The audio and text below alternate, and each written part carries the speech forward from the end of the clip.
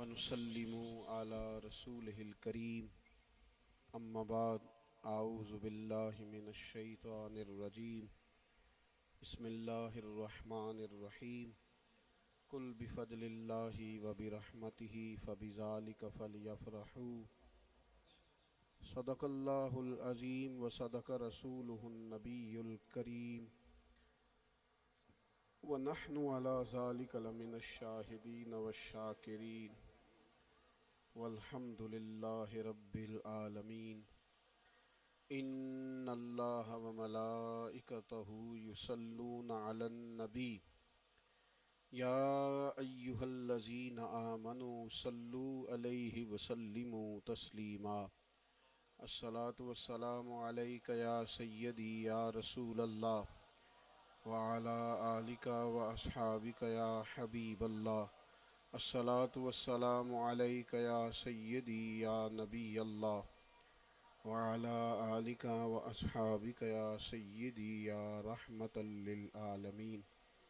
تمام تعریفیں اللہ تعالیٰ جل مجدہ الکریم کے لیے، اور درود و سلام نبی اکرم نور مجسم شفیع معظم آقا کل ختم رسول دانہ سبل احمد مجتبیٰ جناب حضرت محمد مصطفیٰ صلی اللہ تعالیٰ علیہ وسلم کی ذات والا صفات کے لیے حمد و صلات کے بعد، عزیز دوستو، بزرگوں اور بھائیوں، آج کی یہ خوبصورت محفل مبارکہ جو محفل میلاد مصطفیٰ صلی اللہ تعالیٰ علیہ وسلم کے خوبصورت عنوان کے زیر سایہ انعقاد پذیر ہے، میں بڑی دیر سے عشاء کے بعد کے جلسوں میں جانا چھوڑ گیا ہوں۔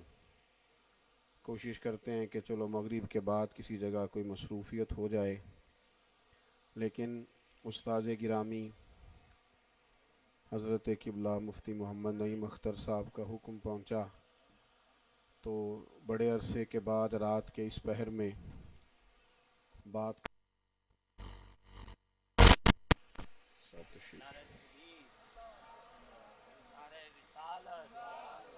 نعرہ حیدری۔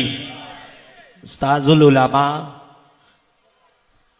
العلماء شیخ الحدیث و تفسیر بابا جی حضور مفتی محمد نعیم اختر مجددی صاحب نقشبندی صاحب، آپ کی آمد ہوئی دل کی عطا گرائیوں سے خوش آمدی۔ نعرہ تکبیر، نعرہ رسالت، نعرہ حیدری، تاجدار ختم نبوت۔ ان کے ساتھ ساتھ جناب محترم چودھری محمد نعیم صاحب، نعیم باللہ صاحب، آپ بھی تشریف لائے، دل کی عطا گرائیوں سے خوش آمدید کہتے ہیں۔ ان کے ساتھ ساتھ ان کے بھائی ماشاءاللہ چودھری امین چودھری صاحب، آپ بھی تشریف لائے، دل کی عطا گرائیوں سے خوش آمدید کہتا ہو۔ نعرہ تکبیر، نعرہ رسالت، پیر طریقت رہبر شریعت آل نبی اولاد علی سید محمد واجد شاہ گیلانی صاحب، آپ کی بھی آمد ہوئی، آپ کو خوش آمدید۔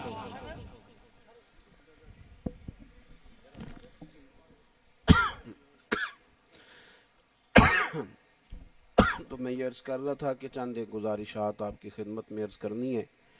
شاہ صاحب کا بالکل اعلان ہو رہا تھا نعت شریف کا جب میں یہاں آیا، لیکن میں نے اس لیے پہلے ذرا عرض کر لیا کہ چند باتیں آپ سے ہو جائیں، اور پھر سید صاحب آئے تو وہ پہلے ہی تھے اور اعلان بھی ان کا ہو ہی گیا تھا، لیکن وہ بیچ میں سے اس لیے ذرا مائک لے لیا کہ بزدل بندے ہیں، جلدی سونے کے عادی ہیں۔ تو آپ پروگرام انشاءاللہ جاری رہے گا، اصل تو حضرت صاحب بیان فرمائیں گے اور میں بھی بیٹھ کے سنوں گا، آپ حضرات بھی سنیں گے۔ میری چونکہ تصویریں زیادہ آتی ہیں، اس لیے بعض لوگ سمجھتے ہیں کہ شاید کوئی زیادہ گہری بات کرے گا۔ اپنے بزرگوں سے لی ہوئی ہی کچھ گزارشات آپ کی خدمت میں عرض کرنی ہے۔ اسلام جو ہے یہ بڑا خوبصورت دین ہے، اور یہ انسان کے فطری تقاضوں کے مطابق اس کو تعلیم دیتا ہے۔ انسان کے مزاج میں اللہ تبارک و تعالیٰ نے خوشی اور مسرت کے جذبات رکھے ہیں۔ انسان خوش ہوتا ہے اور خوشی محسوس کر کے سکون پاتا ہے، تو دین نے اس کو یہ تعلیم دی ہے کہ جب اللہ تعالیٰ کا فضل اور اس کی رحمت میسر آئے تو چاہیے کہ خوشی کا اظہار کریں۔ قل بفضل اللہ وبرحمتہ فبذلک فلیفرحوا، اے محبوب علیہ السلام آپ ان سے فرما دیں کہ جب تمہیں اللہ کا فضل اور اس کی رحمت ملے تو چاہیے کہ خوشی کا اظہار کریں۔ خوشی، ہمارے جو جدید دور کے ڈاکٹر ہیں وہ کہتے ہیں خوشی اور غم کا تصور انسان کا باطنی معاملہ ہے۔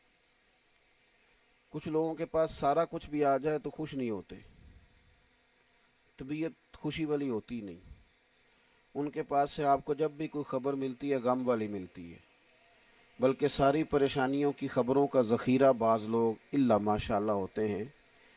اسلام سکھاتا ہے کہ انسان، دیکھیں زندگی میں دکھ غم پریشانیاں انسان کے ساتھ رہتی ہیں۔ نبی پاک صلی اللہ تعالیٰ علیہ وسلم نے خود فرمایا ہے کہ جتنی تکلیفیں مجھے آئیں کسی کو نہیں آئیں، لیکن صحابہ فرماتے ہیں جتنا ہم نے حضور کو مسکراتے دیکھا کسی کو مسکراتے بھی نہیں دیکھا۔ ہم یہ کرتے ہیں کہ ہم ایک غم ہوتا ہے نا زندگی میں ایک، تو اس کو طاری کر کے باقی ساری خوشیاں بھی ضائع کر لیتے ہیں۔ یعنی صحت ٹھیک ہے، بچے بھی ہیں اور مسجد جانے کی توفیق بھی ہے، عزیز رشتہ دار بھی ہیں، سب کچھ میسر ہے، صرف ایک پیسے نہیں، بندہ ساری خوشیاں ضائع کر بیٹھتا ہے۔ یعنی سارا کچھ موجود ہے۔ حضرت رابعہ بصریہ رحمۃ اللہ علیہا نے دیکھا کہ ایک جوان نے نا اپنے ماتھے پہ سرخ پٹی باندھی ہوئی ہے، تو فرمایا پتر خیریت ہے؟ اماں جی سر درد کر رہا تھا۔ کہنے لگی تو میرے محلے کا ہی ہے، بچپن سے جانتی ہوں، لگ بھگ 35-40 سال تو تیری عمر ہو گئی ہوگی۔ جی ہو گئی ہے۔ فرمانے لگی پہلے تو کبھی نہیں پٹی باندھی۔ کہنے لگا جی سر درد ہی پہلے دن ہوا ہے۔ تو فرمانے لگی رب کریم نے اتنے سال تجھے شفا دی، شکر کی ایک پٹی بھی نہیں باندھی، اور آج ذرا درد ہوا ہے تو شکوے کی پٹی باندھ کے تو گلی گلی بتانے لگا ہے کہ سر میں درد ہو رہا ہے۔ خوشی کا تصور، خوشی کا مزاج، اور پھر خوشی نہ وارفتگی والی ہو۔ ہماری محافل میں مجالس میں بڑے اچھے لوگ آتے ہیں، لیکن وہ بہت ساری چیزیں ایسی محسوس ہوتی ہیں جیسے رٹا لگایا گیا ہے، روٹین میں یہ بات کرنی ہے۔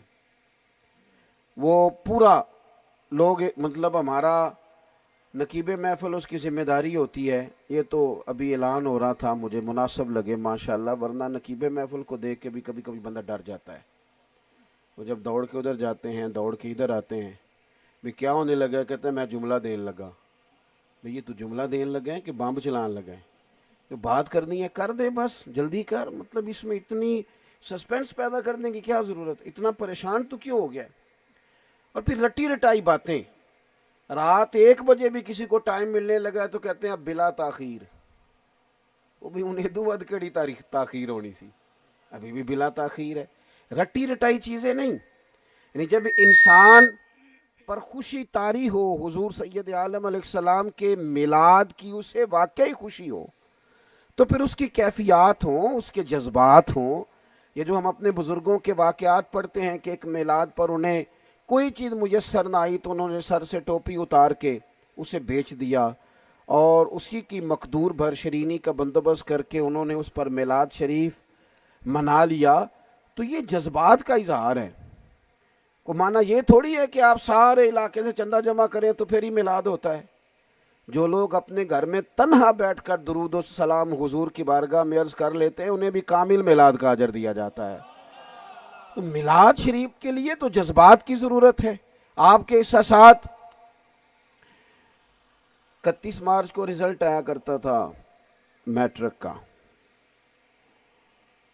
تو جن لڑکوں نے بچیوں نے پیپر دیے ہوتے تھے وہ 1 مارچ سے نماز شروع کر لیتے تھے، وہ 31 کو رزلٹ آنا ہے۔ اور جب رزلٹ آ جاتا تھا نا، والد صاحب کو پتہ چلتا تھا نا پتر پاس ہو گیا ہے۔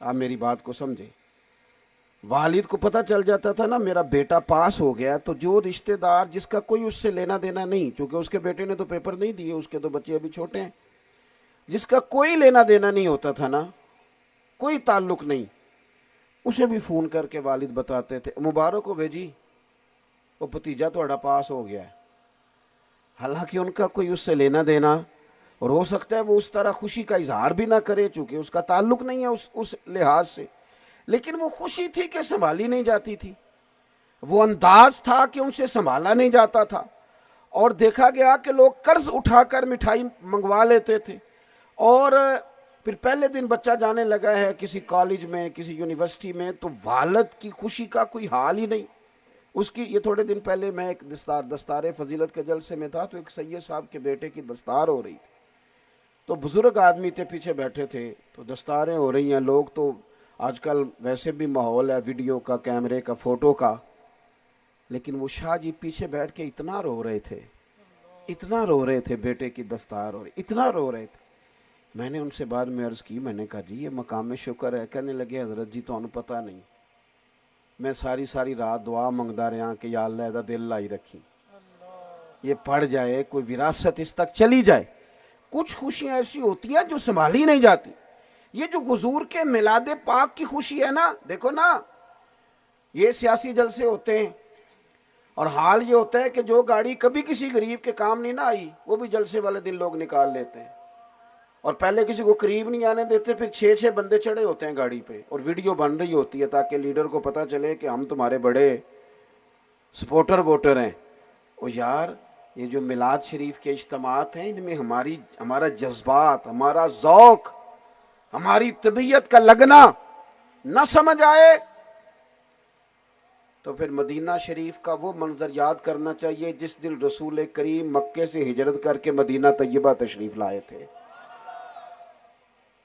وہ ننھی بچیاں جو بیٹھ کر وہاں دف بجاتی تھیں اور رسول پاک کی جانب اشارے کر کے گاتی تھی کہ ہم ہیں بچیاں نجار کے عالی گھرانے کی، خوشی ہے آمنہ کے لال کے تشریف لانے کی۔ اور صحابہ فرماتے ہیں کہ لوگ نبی کریم کی اونٹنی کے دائیں بائیں تھے اور ایسی رونق نہیں دیکھی پہلے جیسی آج ہے، لوگوں کی آنکھوں سے شوق چھلکتا تھا، ان کا انداز دیدنی تھا، ان کے جذبات۔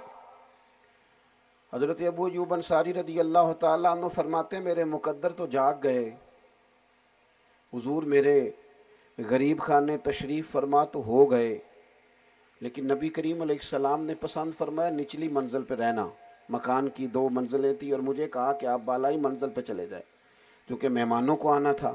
کہتے ہیں حضور تشریف فرما ہیں نیچے، تو میں اوپر چلا گیا۔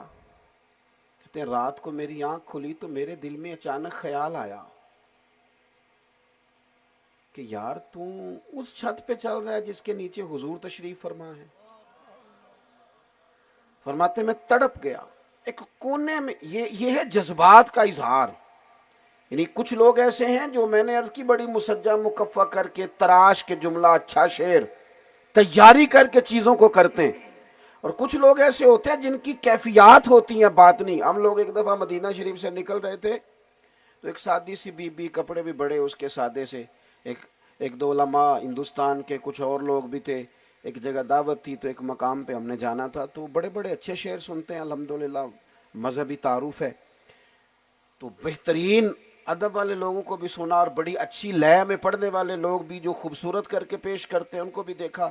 سادی سی بی بی اور اس نے نا جوتا بھی شاپر میں ڈال کے پاس رکھا ہے، اور جتنے لوگ وہاں کھڑے تھے نا اس کے لفظ سن کے رو رہے تھے۔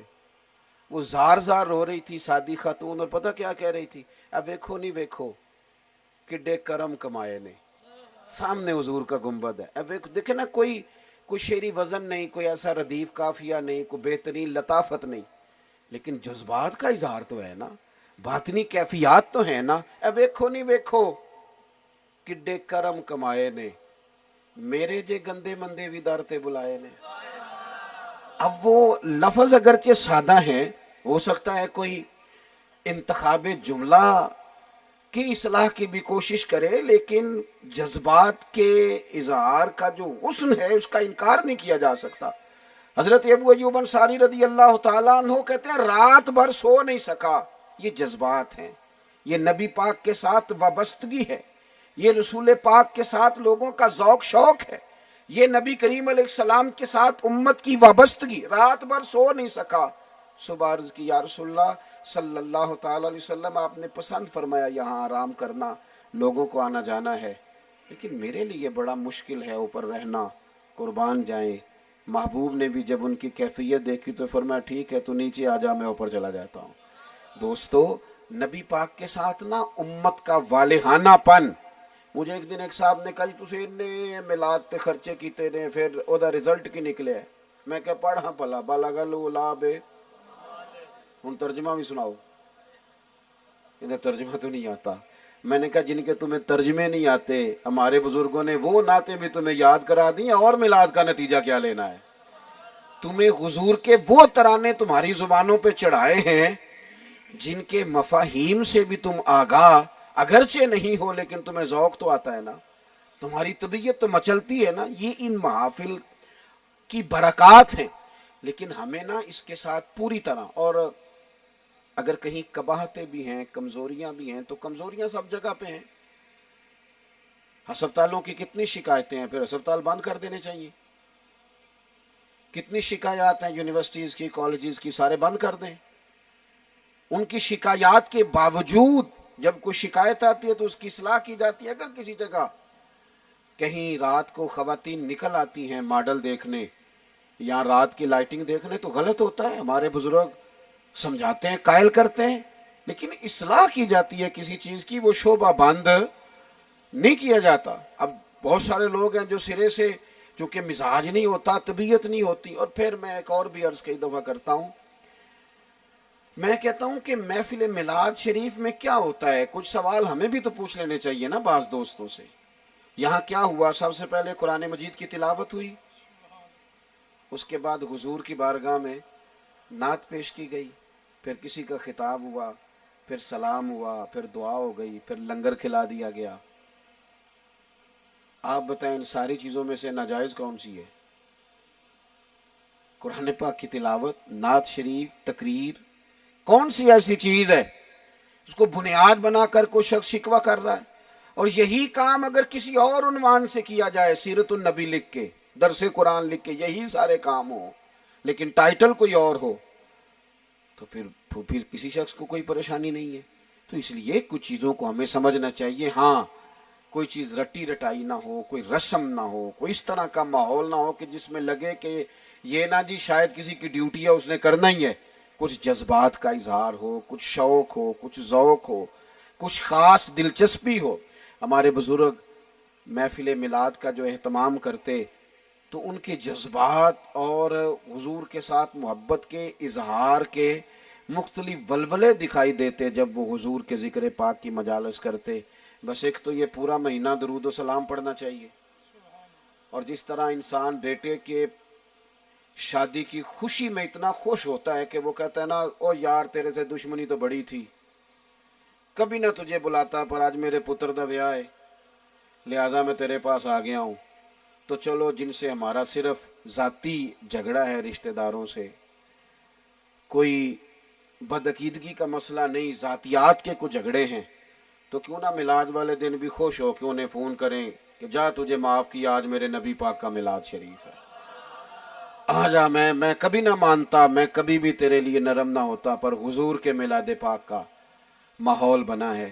عملاً کچھ چیزیں اگر ہم اپنی زندگی میں لائیں گے اور اس کے ساتھ ہماری جذباتی وابستگی نظر آئے گی تو پھر میلاد شریف اس طرح کے ماحول۔ میں نے پچھلے سال بعض دوستوں سے کہا تھا کہ ایک جیسا لنگر پکا لو، خاص مہمانوں کا بھی اور عام مہمانوں کا بھی، کوئی حرج نہیں، اور شاپروں میں ڈال کے کبھی چاول نہیں پھینکے جاتے، نہ بیٹے کے ولیمے پہ نہ عقیقے پہ، تو میلاد والے دن کیوں پھینکتے ہو؟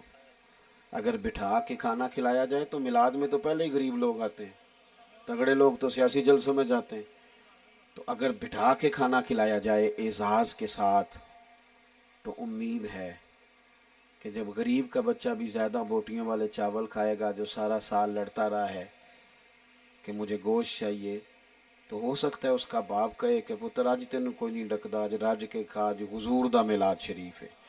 لیکن اس کو لائیں جذبات میں، احساسات میں۔ اللہ کریم کی بارگاہ میں دعا ہے اللہ تعالیٰ اس حاضری کو قبولیت کا شرف عطا کرے، اور اللہ کریم ہم سب کو دین کے صحیح احکامات پر عمل کی توفیق رفیق عطا فرمائے۔ آخر دعوانا الحمدللہ رب العالمین۔ سبحان اللہ۔ آئیے میں متمس ہوں بلا تمید دعوت سخن صاحبزادہ محمد سلمان کنین شاہ صاحب سے متمس ہوں، آپ تشریف لاتے ہیں اور کریم آقا کی پاک بارگاہ میں پھول نچھاور کرتے ہیں۔